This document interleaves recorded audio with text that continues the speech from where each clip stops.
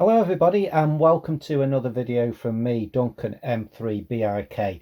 And yes, this is another video that is a little bit strange. There's a lot of news recently in the amateur radio community about the ability to change your call sign and all that kind of thing, and a lot of people are looking up what they can and what they can't do. And the reason for this video is I just started, like many people, just to start to look into a few things. I have no intention of changing my call sign at the moment, but being an amateur radio operator with an M3 call sign, curiosity just got me because I'd heard things on the internet about the recent changes. So I started doing a few Google searches. Now, by accident, you get into a bit of a rabbit hole, don't you? When you start doing Google searches, you start with one thing, then you move on to another, then you move on to another. So I eventually found this document, first off, which is the Amateur Radio Guidance, which has been updated on the 14th of October 2025. Now, I just want to scroll down here and take you down to page 1112 roughly, I think it is here. Yes, so permitted power levels here. So we're just looking at the different licenses. Now, I'm not a big transmitter person, so if anybody knows me or ever spoke to me, you're very lucky, because I don't go on the air very much. I'm more of a listener, and I hold an M3 call sign, which is a foundation. Now, on a foundation, as this document states here, the latest document, the power for a foundation is 25 watts, most bands. Intermediate, 100 watts, and full is up to 1,000 watts, 400 watts, band dependent, and so on. So the simple thing I was looking, because I read somewhere else online, and I thought I'd start doing some Google searches. So the foundation is 25 watts. So I did a search similar to this, M3 amateur radio, how many watts? And you get this AI overview. And straight away, it says here, so this is going to be really, really confusing for anybody looking anything up. It says an M3 amateur radio license, which is the UK Foundation license, allows for a maximum of 10 watts. Now, if that's wrong, that should be, as we've just read there, 25 watts. And then it says intermediate license, a power output of 50 watts. Now, intermediate is 100 watts. And full license as a power output of 400 watts, which on that document it does mention 400 watts. So that's if you search for M3 amateur radio, how many watts. So what I did another search then for Foundation UK ham radio watts, just to see what it would give me. And it then brings me a sort of a weird answer. A UK Foundation license holder can transmit 25 watts, which is a recent increase from the previous 10 watts. So basically, what this original search is doing here, it's finding documents that basically state the 10 watts. And obviously that other search reworded slightly differently. Now, everybody is going to search differently. Nobody is going to use the same search terms when they're looking for something online. So this is where trusting AI overviews on search results can be very, very misleading. Even though something may have changed years and years ago, the power output or whatever, the results you get can be very misleading. And obviously somebody just looking into that who's new to the hobby or hasn't even got into amateur radio, they might just do a search like I've done there and just see 10 watts and think, oh, 10 watts is the requirement. Or maybe they've been off air for a while. I mean, like I say, I don't go on the air very often, so some things are, I do have to look some things up. Admittedly, my radios have all got a low power, medium, high power setting, and I've only got one radio that I really use, and I don't go on it very often, but I knew it was 25 watts because I always have it set on that. So yeah, that is going to be confusing for anybody. Now, imagine if this was the opposite way around. So obviously, let's say somebody hasn't been on for a while with a foundation and they just can't remember how many watts the power they need, and they look at that and go 10 watts. Oh yeah, 10 watts.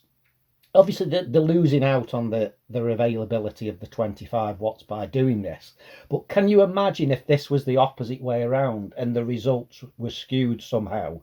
So it said something like, oh, a foundation is 50 watts, let's say, because some random document on the internet mentioned 50 watts and something to do with foundation license in the same document, and AI has summarized it as meaning that.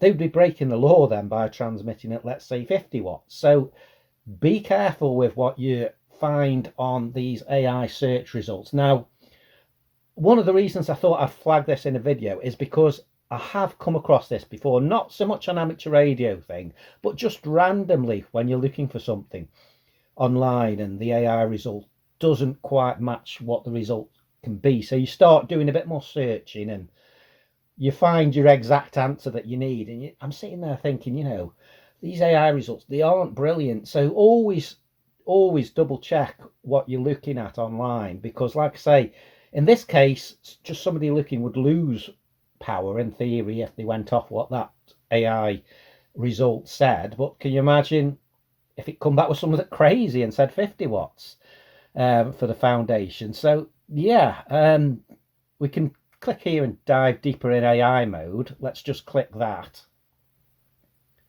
And even if we click the dive deeper, we still get the same result of 10 watts. And it says an M3 or an M6. Let me ask it, how old is this? How old is this result?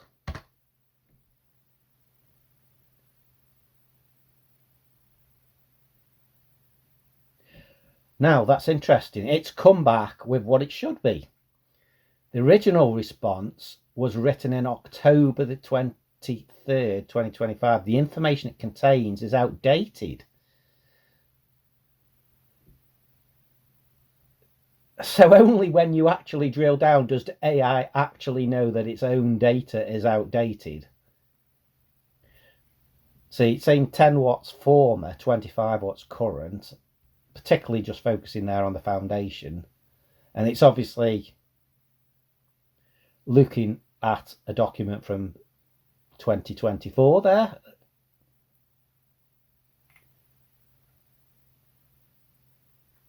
February the 21st, 2024. So we're talking about a document there that's over a year and a half in reality now, because we're in October 2025. So we're talking a document there that's a year and a half published, and we're getting these crazy results. So yeah, please be aware, everybody, of the results that you're getting back here when you're looking for anything online, really, and not just amateur radio stuff. Because yes, amateur radio stuff, the information that you're getting could obviously affect your license if you're transmitting over what you're allowed or something like that, or it says you're allowed to transmit on a certain frequency when you're not, because you might just do some searches for random frequencies and it might say, yeah, UK license holders, can transmit on X, Y, and Z frequency, when in fact you can't.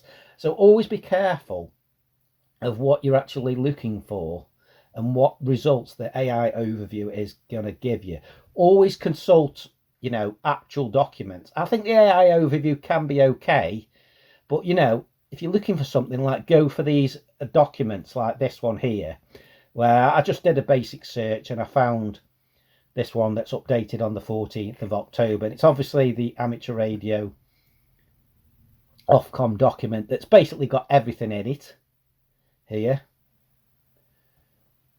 And what I'll actually do, if you're interested, I'll put a link to this in the video description so you can copy and paste it in your browser and have a read of it at your own pace.